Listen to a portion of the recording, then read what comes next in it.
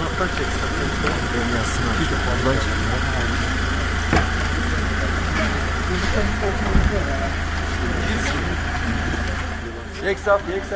Yeksaf. Geri. Böyle.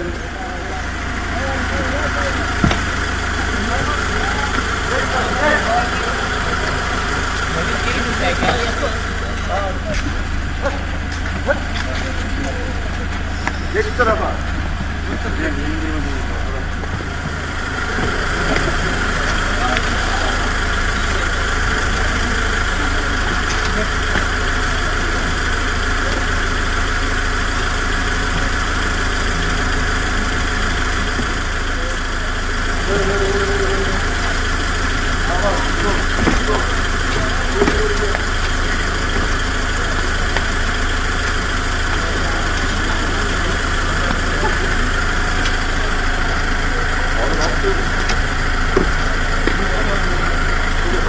Yeksaf.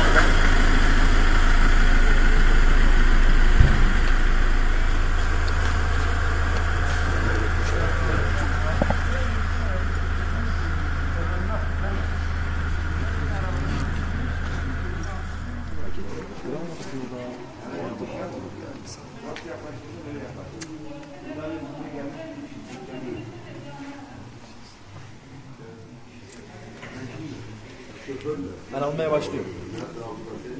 Niye bekliyorsunuz orada? Niye burada?